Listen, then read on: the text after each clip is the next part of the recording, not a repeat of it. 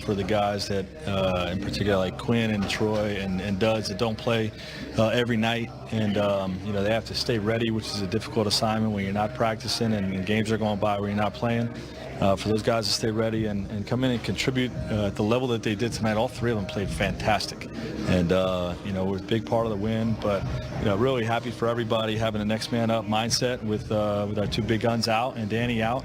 The first quarter, our guys came out on fire and playing with great energy, great pace, and a great defensive proficiency, and just a solid win for our guys. It's easy to look at the numbers that Rajon gave you, but just the overall impact, the tempo, controlling that all game long, how big was that for you? Yeah, I said it earlier in the season. Rajon's impact is measured in swag. You know what I mean? He just brings a confidence to the group, calling and barking out coverages on the defensive end and controlling the action offensively. And the biggest uptick the last few games with him is that we're trying to encourage him to play with offensive pace. And when he's doing that and making those decisions in the open court, we're pretty tough to stop. Frank, does your mind already kind of spin on some of these guys who play reserve roles when the regular starters are in? How do you kind of bottle it up and get more out of when they play fewer minutes? Well, I think these are growth games. In particular for Kuz. He's been trying to find his rhythm in a reserve role, battling through injuries with a new system, and for him to be able to get just extended minutes, whether those guys are out there or not, and find his rhythm. I believe that's going to carry over. To when those guys come back, and hopefully we continue to see his minutes grow and his role grow. Frank, as big as that lead got, they did make a push. Kuz had to hit a couple of pretty big shots. What did you make of what he did down the stretch? Yeah, he helped steal the game. The teams are not going to quit in this league. And they're going to change the game. They're going to change lineups. They played with 5 smalls out there, and picked us up full court. They're not going to make it easy, but our guys battled through that stuff and secured the game to play that entire game with only 12 turnovers with a bunch of guys playing different types of roles is very impressive, and then Kuz hitting those big shots late helped seal it for us. 60 some odd points for him the last 2 nights. How real is that when you guys are at full strength? I think it's real. Like I said, a lot of this is just, he's been hampered by the injuries and just struggling a little bit to try to find his rhythm. But, since he's been back, since we shut him down for a few games, he's been playing at a really high level. A couple of games where he didn't really score the ball well, but, hopefully this is just another step in that growth into that role, and hopefully he keeps it going. You said he is such a young player. Do you find yourself having to talk to Kuz a little bit more to, encourage him, but make sure you keep him engaged? I try not to. He's a confident guy. A lot of people are trying to, create a sort of an issue like, what's going on with Kuz, or why are we getting more out of Kuz and all that stuff. And to me, it's just a matter of time. Everybody just has to be patient.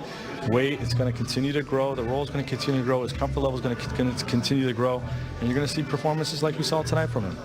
I promise I'll be patient when it comes to Anthony Davis, but given you did get a chance to talk to him after he did go warm up out there, was there any progress made? Was he feeling any better in terms of what's next? They just told me that, he's still experiencing some stiffness and wasn't able to go. That's really all. I didn't ask if there was more progress or anything, but just not ready yet.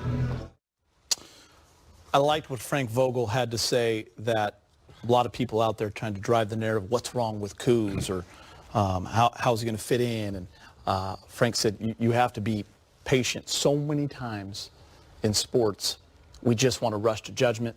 We think something doesn't fit. We have to make a change. What do they need to add after a loss? You react so much in the moment. Guys, this team is 32-7. 39 games in. You're not halfway into this season. Kuz is getting healthier, and he's finding his way, and he's starting to deliver. So be happy with it, and I'm really happy that Coach Vogel said that.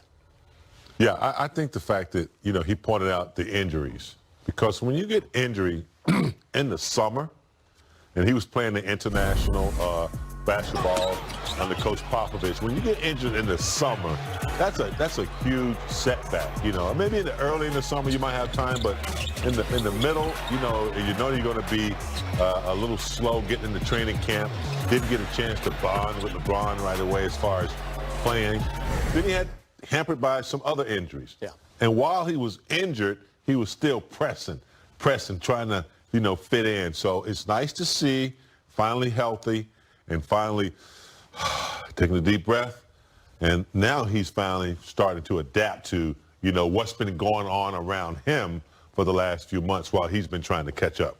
And Rob, the roles have changed from the last 2 years. It's a different team. Yes. He's now on a first-place team with two absolute superstars in this league, and he's the young guy on the team. Yeah, even megastars. Two guys are going to be in the Hall of Fame and two guys who demand the basketball.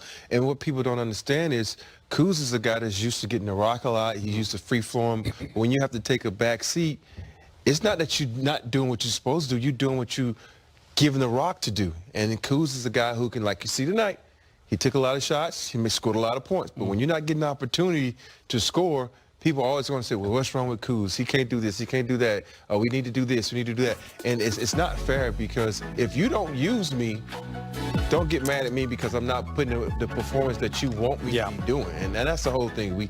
If you want Kuz to score like this, run more plays, and then we won't have to worry about all this. Yeah, you got to give him a lot of credit. It's been a tough week for him. Almost every day this week, there's some sort of trade rumor out there involving his name.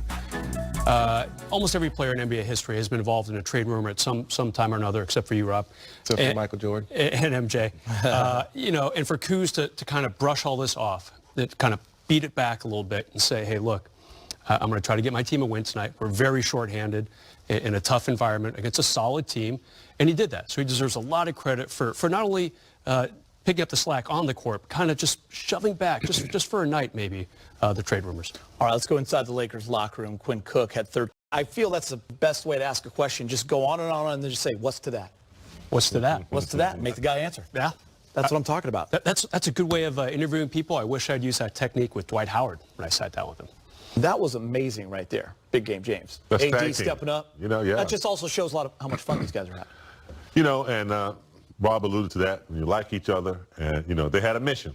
When they met in Vegas, when they were watching the Summer League, all those guys were in Vegas, they said, look, we might be able to win a championship this year. If we do this, if we stay together, if we do this. And it looks like they're in the process of doing it. Brez, Rondo, and Kuz. We talked a lot about them in the pregame show. Those were the two guys that would have the ball in their hands the most. They would have the big opportunities. They would also have to lead. They both delivered. You look at their first quarters alone. Rondo, 12, 7 rebounds, 4 assists. Kuz was 2 for 2 from 3 with 14 points. That's just the first quarter, Brez. Now you look at their combined numbers right here. They did it all. I don't know what I'm more surprised about. The fact this team got 79 points in the first half. Last night in Dallas, their highest first half output in 31 years or something like that. Or tonight, no LeBron, no AD, no Danny Green. Can't understate any of that. And this team came out ready to play against a solid team. OKC has had the third best record in the NBA since late November. This is not a softie. This is a tough place to play as well. And those two guys right there, Kyle Kuzma, we said before the game, he can fill it up. He had a 41-point game last season against Detroit. And everyone really pitched in on this. I feel like towards the end of the game, the Lakers are just shooting from deep. They didn't care because Dwight Howard was under the bucket. He was fantastic tonight. 14 rebounds for Dwight Howard. It's funny. I was just going to say, when we had the over-under in Lake Show, if he was going for 24, you were like, Kuz is getting more than 24. I mean, he's going to be getting 24 shots. Exactly. You know the funny thing about that? I couldn't help but to laugh, though. You see how many assists Kuz had? That was not his role tonight, Rob. His role was bucket. That's my point. He wasn't the ball tonight. That's my whole point. He only had one turnover, though, Rob. Hey, because he didn't try to pass it. And that's the thing. When you have guys like AD and LeBron out, and you got a score like Kuz, there is no way he will get 30-plus points. And he wasn't going to pass it, and he came out. He was on fire from the beginning, so he shouldn't pass it. So he played good tonight. He's one of those type of guys that let you know when you need someone to score, you can call on me. Listen, we've wanted to see these types of games from Rondo more consistently, big game James, but it's hard when he's not in that role. Tonight, you have to be happy for him that the ball was put in his hands, and let's be honest, got to give him credit. He delivered. Yeah, I mean, he knows how to. I mean, he's a coach on the floor. I mean, I think we saw in one of Rob's 360s where he's communicating the whole 24 seconds of the shot clock, getting people in order.